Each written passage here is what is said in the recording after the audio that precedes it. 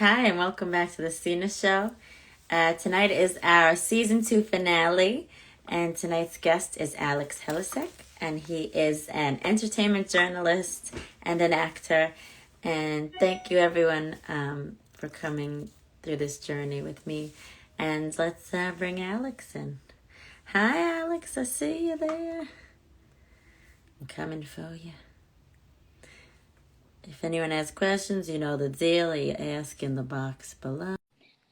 What's up? What a profession. I can't even take it. Hello. Alex, How are you? you have good lighting. You're on time. Like, I don't know, better guy. Try to take care of all my bases and check off all my my boxes. So things are good. How are you? Yeah, good. You look good. It's been a few days. Yeah.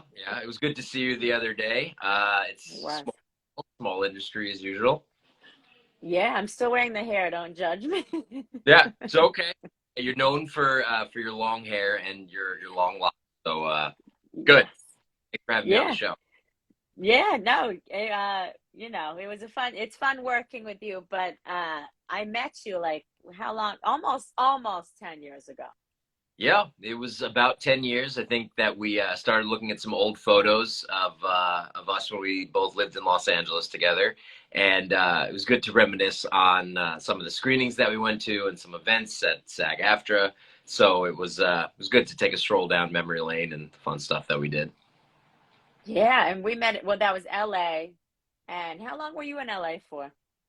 I moved out to LA in 2011. I graduated from college out here on Long Island, and I just kind of had that sense of adventure. I wanted to be in film and television, and I didn't know exactly where to start, but I thought Los Angeles would be a good adventure, so I went. I packed up my bags. I got my degree in communications and media journalism from Suffolk Community College, and then dipped out. Nice. Oh, what town are you from? Originally, I am from Dix Hills. I moved around a lot when I was growing up. It was pretty fun. I went to high school at Herrick's, and I ended up in Selden just to go into Suffolk County, and now I'm over here in Huntington. Oh, wow. They're all nice areas anyway. Had a good All right. time. Long Is that Island. Suffolk or Nassau? Yeah, this is Suffolk County, North Shore of Suffolk County. We're right on the border. Got a great village down here. Lots of restaurants, some good bars, and plenty of shopping. Huntington is it's a great place to be. I gotta come north. I think you're like directly north of me.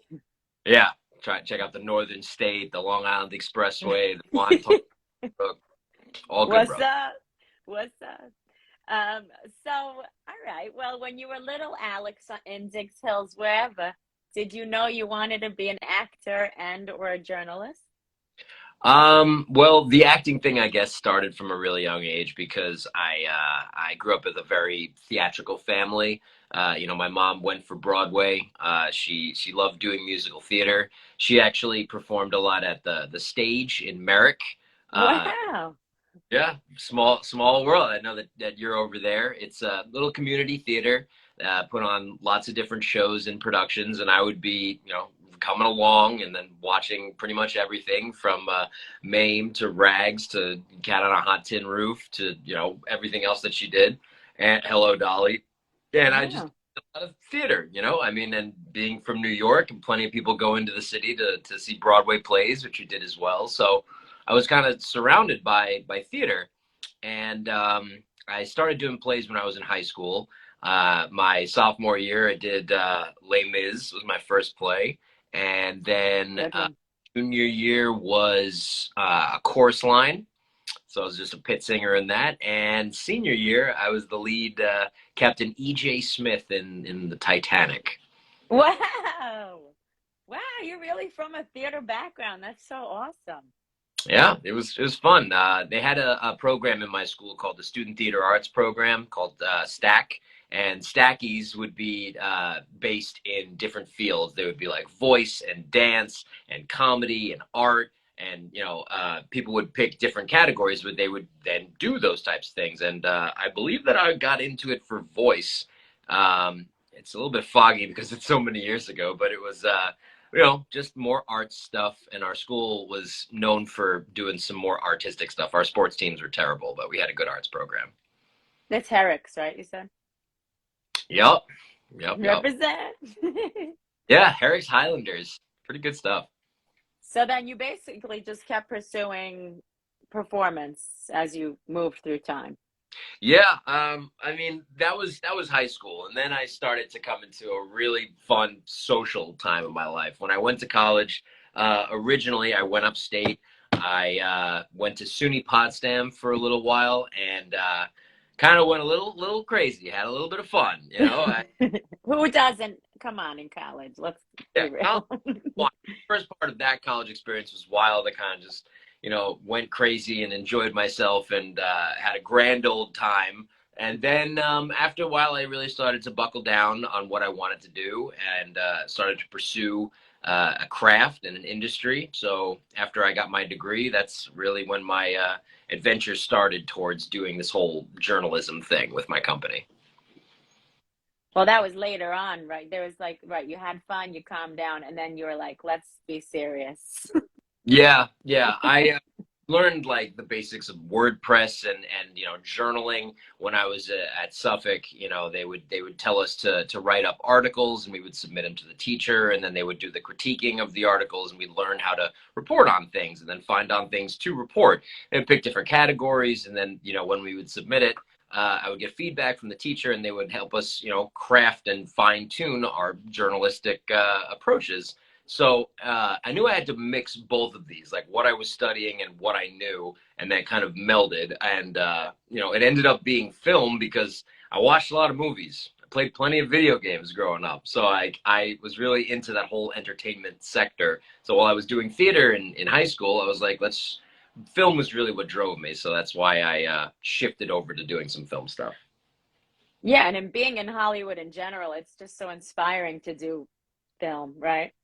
Yeah, you're surrounded by it. I mean, Yes. when I first landed, I had no idea what I wanted to do. I was like just like so green, so naive, so absolutely clueless. I packed up a backpack and I was like, I'm staying at the hostel in Santa Monica, and then like see what happens. So I Wow. wanted to see the Pacific Ocean. I set up shop at that hostel, which was like $30 a night, and I had my car that was being shipped over there as well. So I was just like there. I went on a bar crawl, I think, the first night because I was like, let's see what LA out. Let's see go out to Monica, and then we went out like onto the promenade and like saw the sunset on the West Coast. And I was like, wow, I'm here. Yeah. I have landed and I have no idea what I'm doing. So it was just kind of like a mad dash into just figuring stuff out. And Craigslist led the way. Craigslist really kind of showed me where my first job was going to be, where my first apartment was going to be. And I just like started grinding, just started to figure things out. And I kind of just like left it up to fate and wherever the wind would take me. And it's a pretty great journey. Yeah, no, that's awesome. And now I guess that Craigslist was the only place back then, though, so it makes sense. Yeah, yeah. I haven't been on Craigslist probably in like at least 10, 15 years. Like, does it still exist? It That's exists, and it's not a great place to be, I'll just tell you right. that. That. So, all right. So, who are some inspirations to you growing up at now or now? Like family, friends, teachers, anyone off the top of your head? Yeah. Um, I remember certain people in my life, like certain teachers that made an impact on me from the way that their personality was, the way they conducted themselves. I remember like them just really sticking out. I'll give a shout out to Mr. Bolin, who was my teacher in high school. He worked very well with students, and he sticks out as like one of the names that I remember. And there's also Mr. Brogan, who ran TV video in Herrick's. I actually have a picture of him that I went back there not too long ago with a friend of mine just to catch up with him. He still has this really long ponytail, and I would like do the morning announcements. So I was like, did a TV studio stunt for a bit, and like we shot these ridiculous films, like as student as they come, with like DV8s, the old school little video camera things. Luke Delalio, give a shout out to him. He was the stack teacher. Miss O'Hanlon, Nina Pfeffer. These are all teachers that I had when I was Wow. in school. And that they were, really integral in me, going towards the arts. For a chorus line, like I didn't want to do it. I don't dance, and I was kind of like gonna back out of that show. And she was like, "Come on, like do it. Like why don't you go in there and dance? And go in there and dance." I was like, "I don't dance, but I'll sing." So you got me as like a pit singer, and that's exactly what I did. So those are just the names that I remember from high school that stuck out to me. That's a lot of people that impacted you. I remember like two. I don't know. I enjoyed some parts of the education, not all of them, but when it came to art stuff, I was always into it. That's awesome. And do you keep in contact with any of these people or no? They're just I see some of them on Facebook, on Instagram. I mean, like they might like a picture or a status. Sometimes I would do a DM here and there, but it's not really like, we're not that close. Like, no, but you know kind of where they are in the reality and the world. yeah, some have retired, some have moved on to different things, some have gotten, higher up and are like principals now, and like they've all done different things with their lives. But thankfully, as far as I know, most of them are still doing pretty good. That's awesome. Yeah, well, good people breed good people. I mean, we protect and grow and God bless them. They watered you, and that's wonderful. Good folks, good folks. Good folks. So, all right. So, let's talk about let's talk about production, and then we'll bounce around. So, let's just get into it and talk about Breezeway. Okay. Breezeway. Where do I start? It was a concept that started when I was in college, just like chilling in the quad. And I was with a couple of people that lived on my floor at the time. And, it was an experimental time. I was trying, first time, like, I smoked. And so I was like pretty baked when I was in the quad. And I'll be 100% like, I was looking straight through the quad, and I saw that there were these stones that led up to this tree that was waving in the wind. And I kind of had this epiphany, which I saw as a logo, and that was called a breezeway. Like I was looking straight at it, and the tree was blowing in the wind, and like I was thinking in my mind, when you start a movie and then you start seeing all the different production companies, they always have like an intro animation. You're seeing like a guy who's running off of a pier, someone that turns into a crow. Pixar had the lamp thing. Everyone The Moon Man. Yeah, yeah. So I was like, that would be pretty cool as like an intro animation for like a company or something like that. So like that's a breezeway. So let's call it like Breezeway. And then that's kind of like where the idea started, and then it kind of like germinated for a little while, and then I started to really get into it when I was in film school in Los Angeles. So I took a couple of courses at the Art Institute of Hollywood. And I met a lot of great teachers there as well that started to really inform me about how to use different assets. I'll give a shout out to Morgan Stiff, who taught me how to do editing, and that started on Final Cut Pro 7.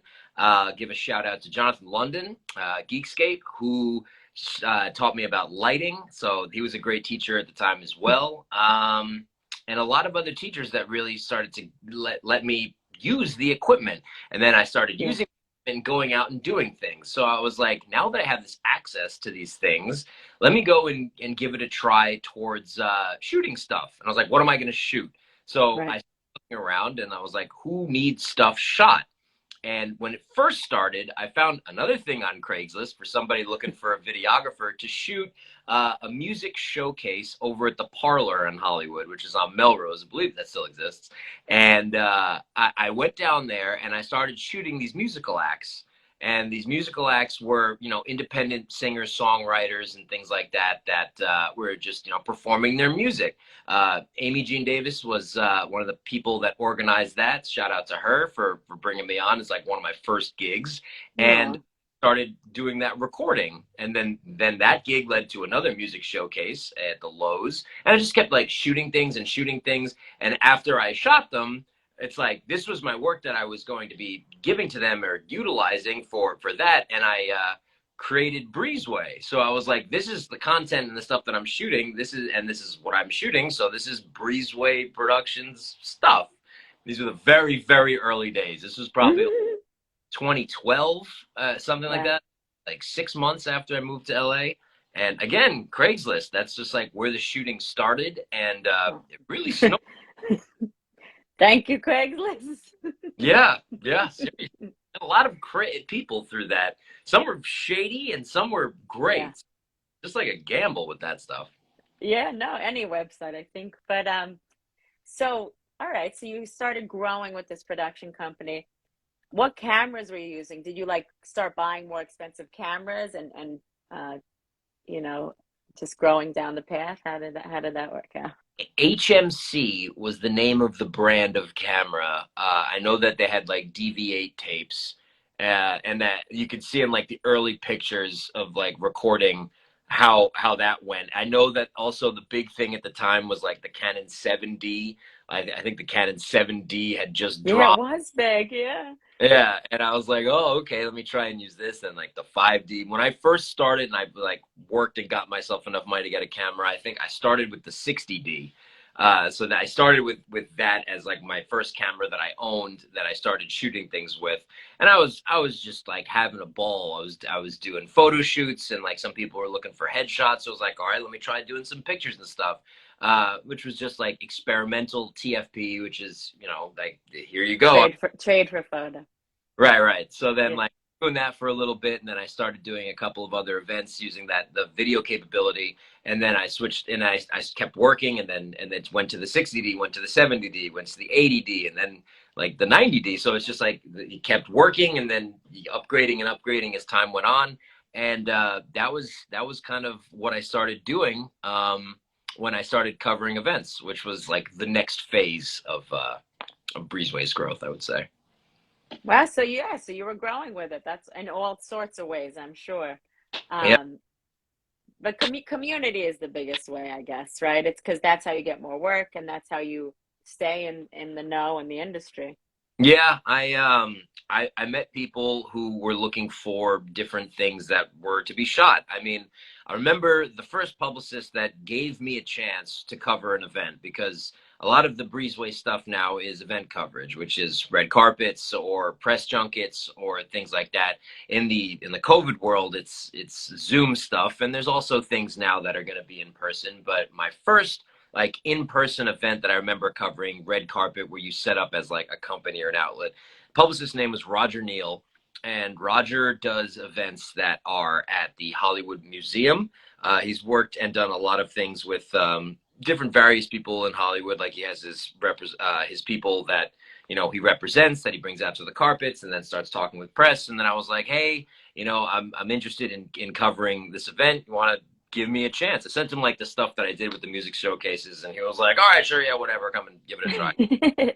I was so bumbling all over the place, like trying to figure out like what I was doing. The first carpet was an absolute, mess, but it ended up working out. And then after a couple of other events, he would do, Oscar screenings, Oscar viewing parties rather, and gifting suites and other things. It's like he was the first publicist that I remember that said, "Come on the carpet and give it a shot." And yeah, you never forget your first, right? No, you don't. So what's the biggest event you worked, you said?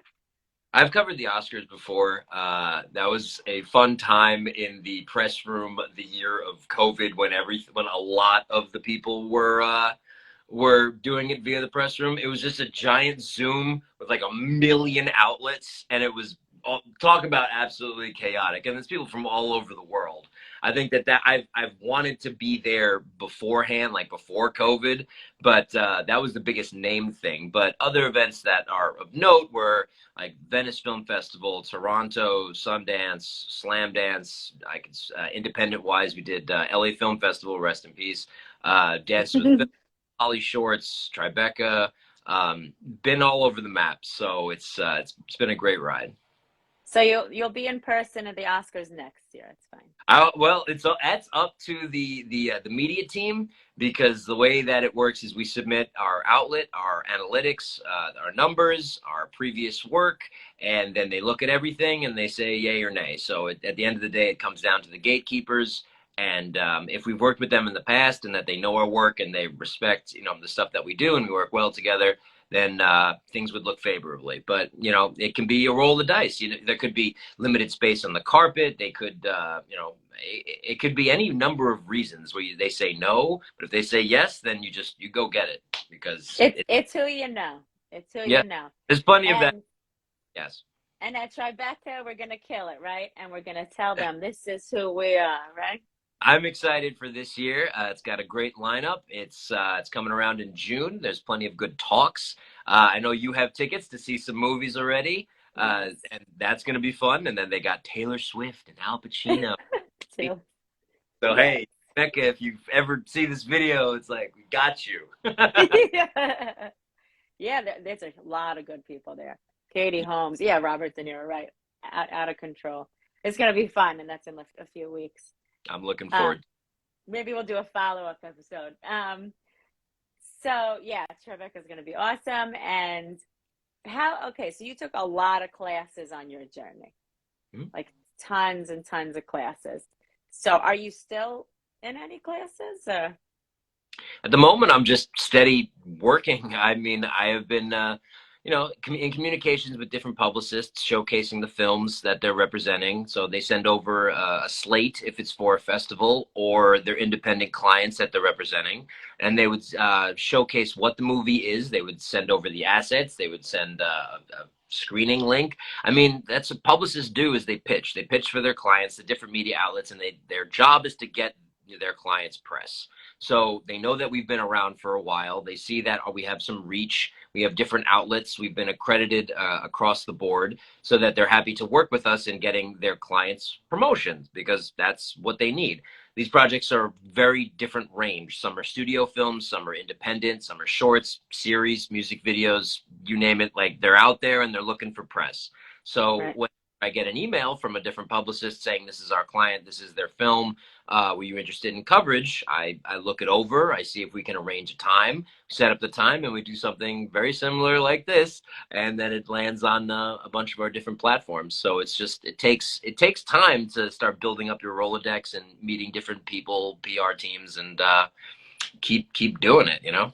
So what do you want? YouTube and what else? YouTube and Facebook and Instagram. You can go to @the_Breezeway_Productions to check out. All of our stuff is there. Recently, we also have started uploading our interviews on Spotify and Amazon Music and Pandora. So we're actually kind of like melding in podcast/video thing. And breezeewayproductions.com. I feel like there needs to be a marquee right now, Right. There it is. Go there. Oh, good for you. So that's so cool. Yeah, Oh, sorry, my garage just opened, but I was like, what's vibrating? it's all good. Yeah, nothing crazy. So,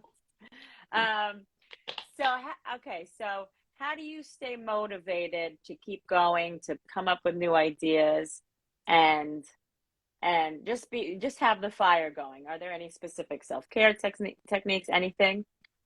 Well, sometimes just remember to breathe.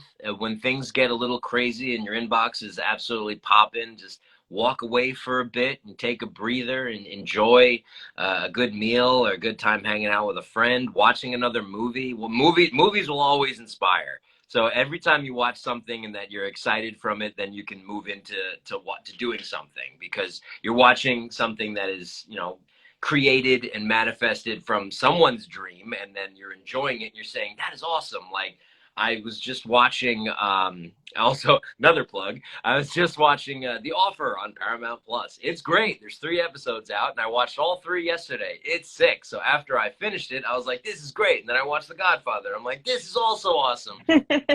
Kind of jump right back into like the world of film, and like you keep finding new things that you enjoy when you keep watching new stuff. So whenever I get an email and it comes in, there's a new film, I'm like, let's check it out.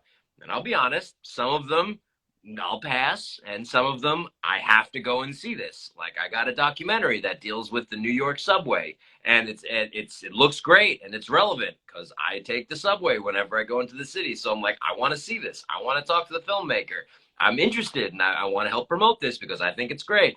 Stuff like that just kind of keeps you motivated and keeps you rolling. But sometimes there's lulls when you just kind of you're working with somebody and you're like, all right, this isn't the greatest film in the world, but you'll talk with them and you work with the client as it is, and then you move on to the next one. So keeping me motivated is knowing that there's another plateau to reach. I have a goal for what I want for the company. I would like it to continue to grow. I'd love to be on a cable network. I'd love to have like hosts sitting at a table talking about different events that we'd covered, and then it would cut to where the event is. Just kind of like an E-Nightly News, except for independent films and film festivals, because everyone's going to hear about the Marvel movies, the Jurassic Park movies, the Star Wars movies. They're going to know about it because they're huge, and everybody wants to see those kinds of things. But there are so many independent filmmakers that are looking to have their movies seen, that they're all screaming for people to watch this, and some of them are incredible, and no one will ever see them outside of the film festival circuit. And that kind of like speaks to me because I want those movies to be seen outside of the circuit. Some films don't make it out of it because a distributor didn't catch it, or wasn't at that festival, or they didn't meet the right people, or they didn't make the right connection. Things like this, that's kind of just how I feel. You want them to have a voice, and they deserve one, especially with a great script. Like, forget it. Yeah, I mean, I give them the microphone whenever I bring someone on. I know they're excited to talk about what they've done, and that they're passionate about it. So they bring that passion, and then when you're passionate about their passion, and then it just kind of goes up. Everyone's having a great time because they love it. And that you watched it and you loved it, so everyone's stoked and everyone wants to talk about it. So like that's what keeps me going, is that there's a lot of people that really love what they do, and I love to see that. Yeah, and you love what you do. Sure. And so just for fun, what Sure. happens when you like hate a movie and you see the actor coming and you're like, oh my God, I forgot this is like a really bad movie, but I like this person. How do you overcome that in the moment? I know that has happened to you. Sure. You make it work with being, you be polite, be professional. You don't have to have the conversation go on for a million years. You can ask your bullet points, say thank you very much, and move on. And they might know that people aren't feeling the movie, so they already have like this lack of confidence, which sucks. Yeah, not every painting is a Picasso, a Van Gogh, or Right.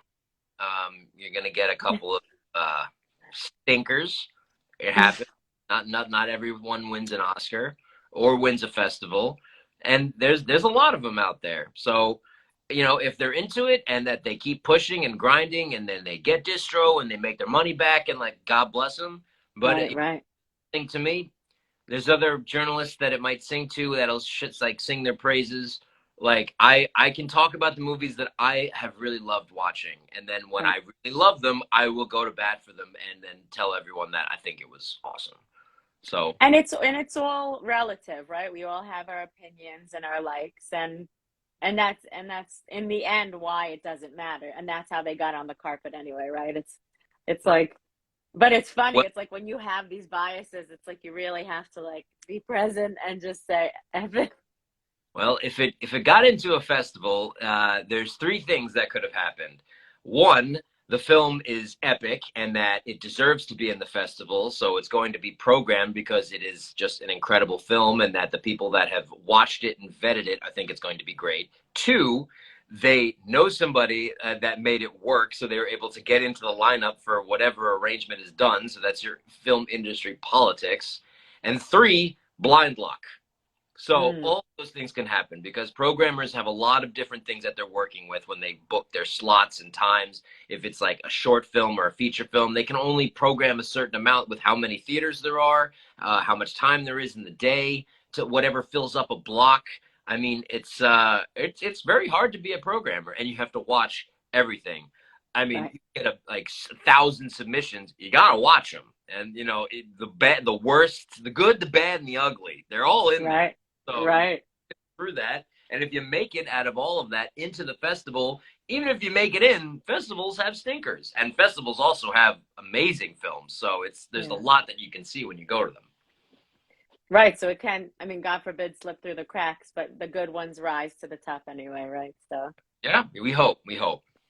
So I wrote about writing. I think I meant like for bullet points. You're very like how do you naturally interview a person? I guess I do it professionally, but what are your techniques to do it? Well, you get a read off of the energy when somebody steps up to you. Let's say that it was back on the carpet. There were times when I also worked with some amazing hosts that have covered the carpet. So I would run camera, and that they would host, and then they would do the interactions or the interviews. And sometimes, if it was a host that I was working with, that I would mention to them bullet points about the things that I would want to ask them. It could be your standard things like, so what brings you out tonight, or like, how did you end up over here at this event, or what are you working on now, or whatever they want to talk about, because everybody wants to plug something. But then if Mm. you're looking for a target person that's walking on the carpet where you would have questions, you would ask them about something that they're working on, or something that you would like to get plugged or talked about.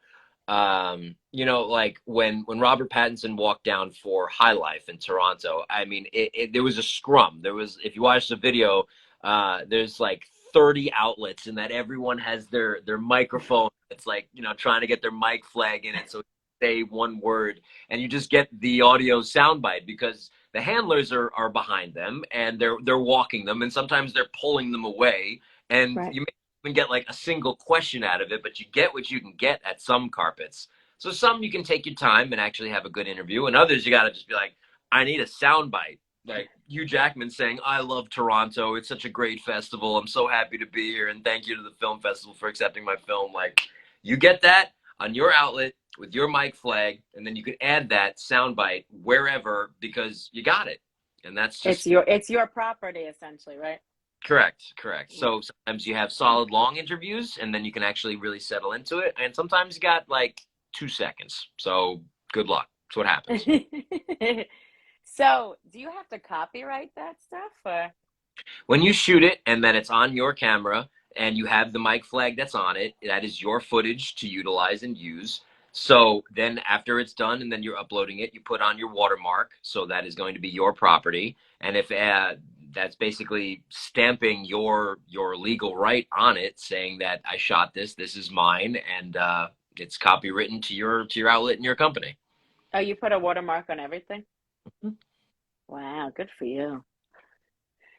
Good for you. Good for you. I know Well, it's important. It's important because if someone wants to try it and steal it, they can't, right? happened to colleagues of mine. They have Wow. found their footage on, like, I don't know, some Russian YouTube page that stole it, and he went after them and said, if you made money on this, then that is copyright infringement, and there could be a lawsuit on it. So that's your property. So property is very, very important whenever you're looking to capture that footage, because it's yours and your outlets. So That's hard because there's so many websites that you don't even know where it may be distributed. That's, yeah, you know, I Google mean, your that's, you're ever curious, like you'd find the randomest sites where your headshots or what you've worked on. yeah. Yeah. Like, where did this come from? I've never Why, seen this before. why do they want my head? I don't know. I have no. It's like famous tracker. I'm like, Yeah, no, I'm because I think IMDb kind of like feeds it to them or something. I know what you're talking about. It's yeah, funny. yeah. It's weird, but that's a thing, I guess. It is a thing. Hmm. Um, so what kind of so you're behind the camera. Do you have any like professional tips for someone behind the camera in general, maybe? Great lighting, great sound, and good conversation. Those are the three things that would definitely make a good interview. When you arrive to an event, you got to notice like how the lighting is. You got to see that when they're walking, is there going to be shadow? Is there going to be too bright? You're gonna have to adjust your ISO to make sure that they're not blown out. I mean, that's different at every different event, and I'm not perfect on that. Some of them have been too dark or too bright. You do what you can, like in post, if it's either or. So make sure that they look good and then they sound good. So The way that I run sound is you have your omnidirectional mic or your single directional mic, so that they're capturing the audio the best you can. So pointed in the direction of the mouth while they're talking, and then to be aware. So if you're saying something, point it at you. If they're talking, point it at them. So that makes sure that you have your great sound, your great lighting, and great framing. Make sure that you have a good solid frame. Make sure that you know where your lower thirds are going to be whenever you're doing the editing on it. And then after you get all of that, you should have a pretty solid, good interview. And also when you're at the event, I mean, you don't know how much space you're going to have, how many outlets are going to be there, where you're going to be. Are you going to need a monopod, or are you going to have a tripod? Are you going to have, are there ropes on both sides? Like, it's different every time you show up. So you don't know exactly how it's going to be. You hope that if you're good enough with the publicist and that they're an event manager, they would give you a good spot in the line, a good space, plenty of room, whatever it is. But, carpets get pushy. They get shovey. I'm sure, yeah. People are coming and like they're all trying to get it for their outlets. So it can be very hectic. It can get aggressive, very aggressive sometimes. And that's how it was pre-COVID. But now, I mean, it's a gamble. Every time you go out to an event, you don't know what you're going to get. I saw in one of your photos on your Instagram, you had to wear a mask and interview someone. How does that work? Like, well, did they hear you? That was recently. That was we were fortunate to go to Glasgow, Scotland for the Glasgow Film Festival. Wow, I was in communication with them for a while, and I was like, I've always wanted to come and cover that fest because it's been around for a long time. They have a great lineup. They have an awesome history of cinema. They have like some of the oldest theaters in Scotland, in Glasgow, and this year they were like, yeah, come down. Like, we'd love to have you. And I said, awesome. So I made a trip out of it. And that was I haven't done that many in the COVID era. I've done like one or two for Tribeca in 2021 of last year's festival. And then Glasgow and maybe one other festival. We did the Hamptons and Montclair.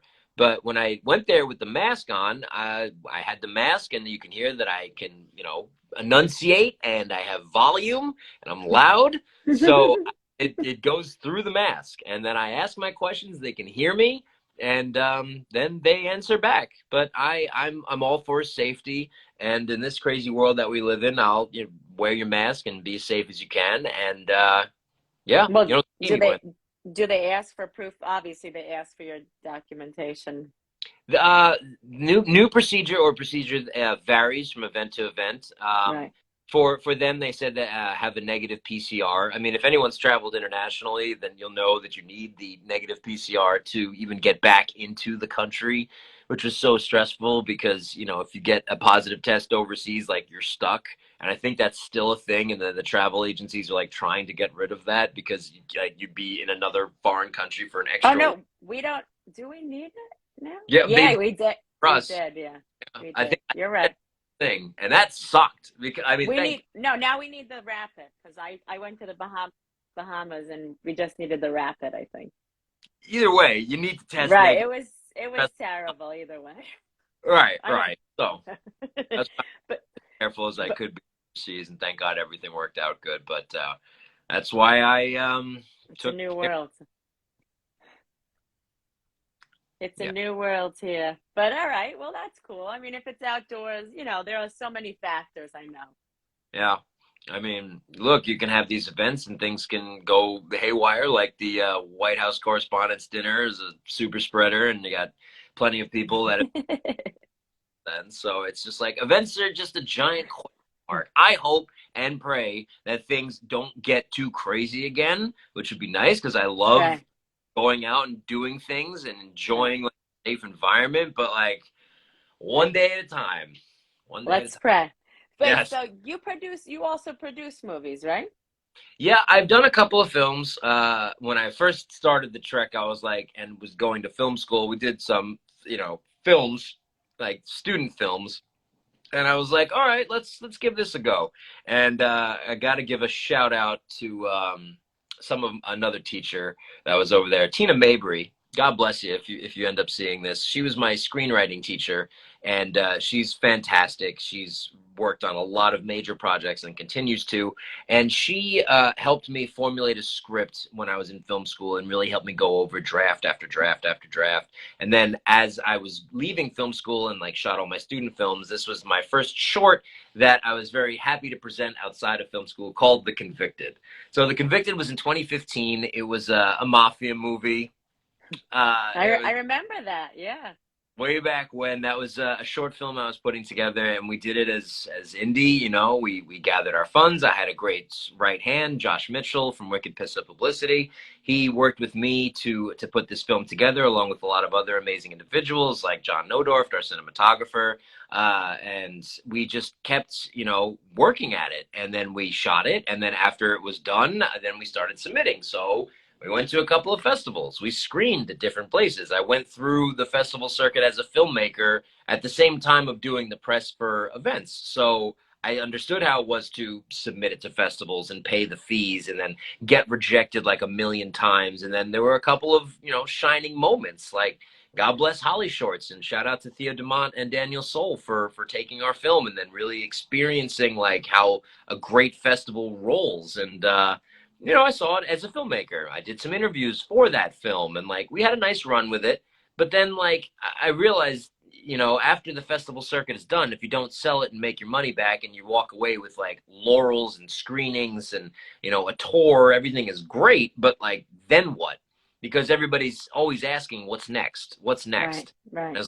Well, I have some things in the pipeline, and then that led to a couple of other films like Lack of Cockery, which was a feature that I did with Josh and Wicked Pissa Productions, and then All My Brothers, which was a fraternity film that I did after that, and then like I did some film stuff, and like I didn't see that as fulfilling to me because God bless all filmmakers, because if you're a filmmaker and you've made something and then you've gone through the circuit like that, I know how hard it is to make a film, which is another reason why I have such a respect for filmmakers in general, whether it's garbage or Oscar winning, because you did it. It is a movie. So if I'm talking to anybody, I know that they were able to pull it off. Some are better than others, but like you made a movie. So Right. And it's so hard. It's so hard. Yeah. You yeah. have to have the right team. So I could seem more seamless with the right people behind you, though. It's not impossible. Yeah. Right. Wow, So, that's awesome. So your IMDb is just full with all this chalk. So stuff. Lots of just stuff. Yeah, it's been a great ride. I've had a lot of really wonderful experiences. I've met people that I never thought that I would have. I have amazing memories of just so many different things, and that was the LA story. So LA was a 10-year period, and then world shut down, things got crazy. Relocated to New York, and now, as you know, I'm working in New York. And I'm looking to cover more New York events. And, like we said, business is booming over here. it is. It really is. Like people don't understand that. Are you going to go back to LA? I love LA, but I can work here. The You don't city, have to run. it's not the same city that I moved to in 2011. So much has changed Right. that it's not the same city. It really isn't. Like technology has moved fast. The buildings have come up. The homelessness crisis is not great. I live, No. Sunset and La Brea or Hollywood Boulevard. Anybody that really knows Hollywood Boulevard doesn't want to hang out often on Hollywood Boulevard. Not even in 2012, and it's worse now, Yeah, right? yeah. So, So I mean, there's some really yeah. rough areas. So if you haven't been to Hollywood, or even if you were just a tourist for a little bit, then you'll know that it's kind of a headache. There's other areas like right now when I'm in my mid 30s, I'm like, you know what's cool? Burbank. Burbank is cool. I Glendale, love chill. Burbank. Yeah, like that's the kind of stuff that I like. If I'm looking to But like yeah. go to LA ever again, then I would be like, let's hang out in Burbank and go to Castaway, have a beer, and do something like that. That would be my idea of a good time. But no, I mean since New York is battery's dead on that. Since New York is No. working and things are good, then I'm gonna stay here and just keep working. That's awesome. And yeah, no, it's fun working together. But I asked my guests to bring a deep quote and or enlightenment experience to share if you have one or the other or whatever. Hmm. A deep quote. All right. Well, life has a beginning, a middle, and an end. When it starts, everything is new, fresh, and exciting. In the middle, you might slow down with some traffic, some speed bumps, and some headaches. But make sure that you keep going because the end is just the end, and the journey is all that matters. I just made. If that inspires you, then fantastic. If not, then that's my right off the cusp, in your face. So make sure to use your turn signals when you merge. Look all around you, and don't get pulled over. And even if you do, keep going because you're gonna get to where you need to go eventually. I like it. So you like cars. Yeah. I'll just start spitting out fortune cookies, inspirational things. There you go. I mean, on a deeper level, we are vehicles and vessels moving through space and time, and it is about where we're moving through, right, and how we're doing it, right. Yeah, that's true. People join you on your journey through life. You're always going on your own path, and that you end up exactly where you are supposed to be. And that if people join you, they run with you, and then they take the exit. It's like life is a highway. And you're riding, and then people come on, and they're riding next to you, but sometimes they go off the exit, but you're still going. New cars come on, and that they're right next to you too. Then they get off, but you're still going. As long as that highway keeps going, then you're on that highway of life. You lived in LA for too long. Coming out, Yeah. It's a hoot. No, it's cool. It's cool. Thank you. I don't think anyone has created one on the fly. Thank you for that. Just improv. Improv is a great thing to have. It is. Improv is everything, right? Did you go to improv classes? Yeah, probably, right? In Stack, and that was just kind of something I picked up doing theater. Like, if you've done theater, then like improv is part of theater where you're just coming up with random things and you got to work off of each other. I did acting classes. I did plenty of the theater stuff. So it was just if it comes naturally, and if you want to just brush up on that, then do improv. Yeah, improv, and even regular people. I did improv and was in class with like lawyers and doctors and accountants. Like, anyone does improv. Everybody needs improv skills, It's true. It's a good thing to have. And that's also, it kind of goes with like when you're doing events and carpets, like if you're talking with somebody, work with them, see where the conversation goes. You got to improv if you have an awkward moment where you finish an interview, somebody's coming in, and like you'd be like looking at a publicist and be like, oh yeah, you can say something quick, and then you hand off to the next one. Like, just make sure that it just goes fluid, because the more fluid you are, the easier things are going to work. So just always keep that in mind whenever you're doing things. And it's all going to work out. Like, it's all going to be fine. Just kind of go with it. Yeah, no, it does work out, even though we stress about it through time. It ends up working out. But we're human. We have to feel things on the ride, on the car ride. So this is season 2 of your show. So tell me, like, now that I'm going to switch it over and I'm going to ask you a question. What's up with the Stina Show? What are your goals for this? Has anybody that asked during their interview? No, because it's my show. Yes, of course. Like, tell me what do you want for the Stina Show? I eventually wanted to be in studio as well, and just like I love The View, Jimmy Kimmel, Jimmy Fallon. I love these shows. That's who I am, Sure. Oh, so like late night show host. So sitting with the mug. Morning, like The View. But what I speak about is like enlightenment, right? So I don't know what time of day people would want to learn these things. Maybe midday, Midday's good. Some people need that midday boost after they're burnt out from the morning and want to finish strong. So I dig it. Yeah, and if and when I interview with you, we're gonna have to find a middle ground for the. We have to sneak the woo in there. I'm sorry. Everyone wants to hear it, The woo.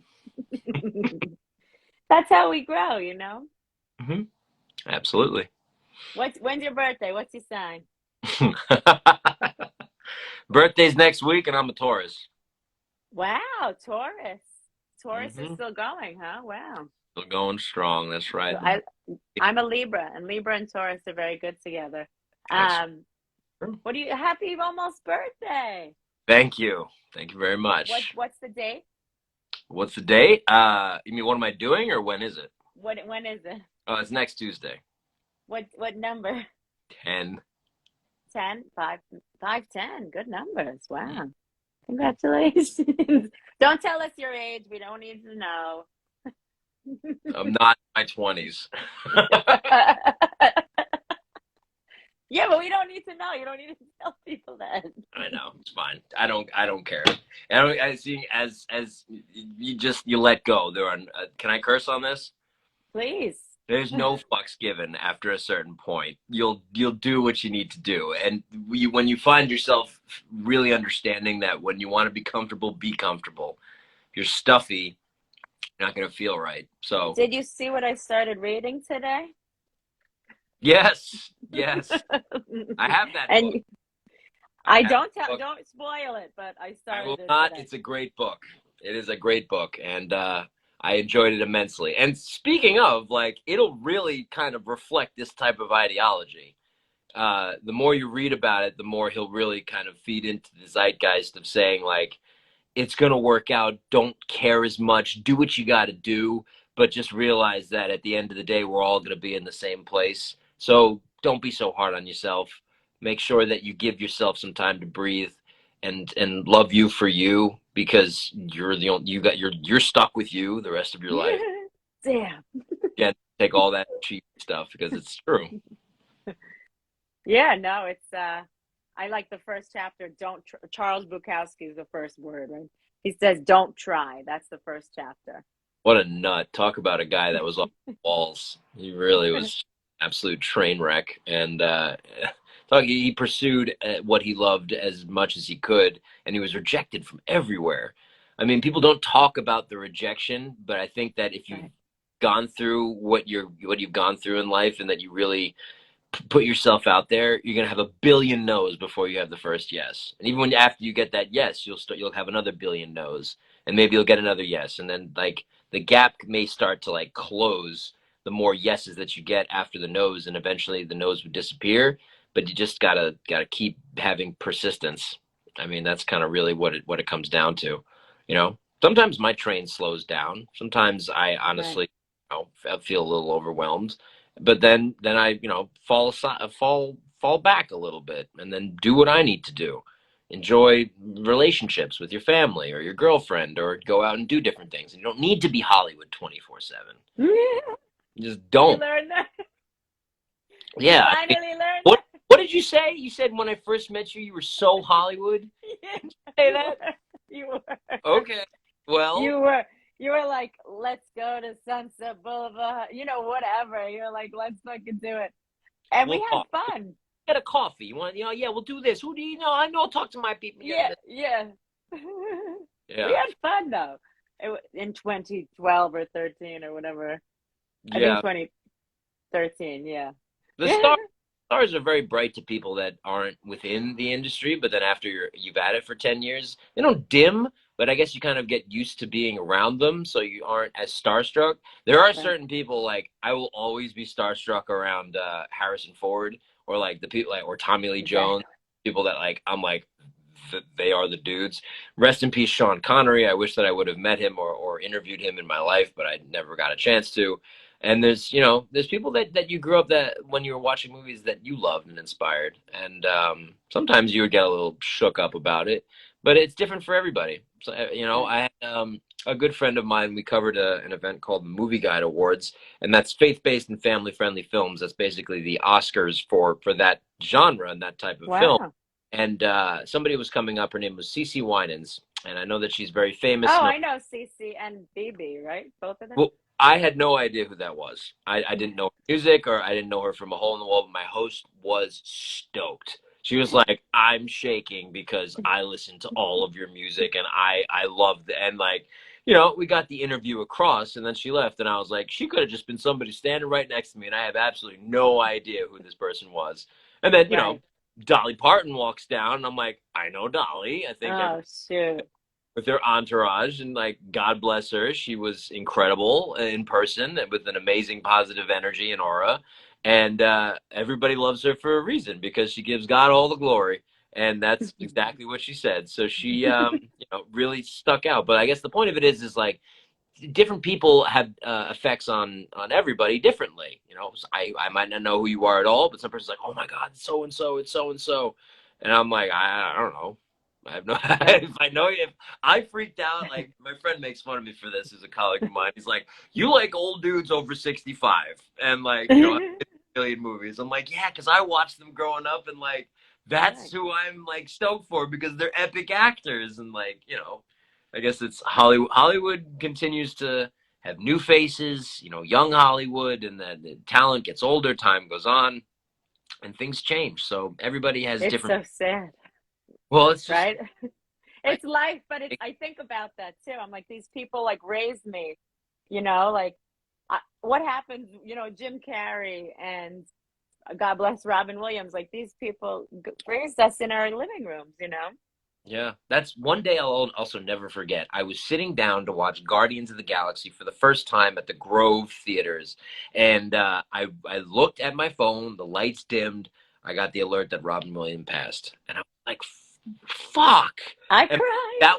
that is why me and Guardians of the Galaxy have never been on the same page. Like, I wanted to like it, but it's now stuck with me that the memory that I have Oh, from that sitting to sucks. watch the first one for the first time was seeing that Robin Williams passed, and Oh, that that's so. ruined Guardians of the Galaxy for me. I'm sorry. I know it's cool, but it stuck with me. It Well, sucked. that's attaching reference. That's normal for culture. I like music to people and movies to love and memories. That's normal, but it does suck for that. I mean, you What are can't you really gonna grow with the franchise. such as yeah. Oh, Alex, this is awesome. I think we have like 2 minutes if you want to like plug one more thing, tell people where to Uh, follow you. Uh, Come watch our stuff. It's on YouTube. Type in Breezeway Productions. Look at all of our videos.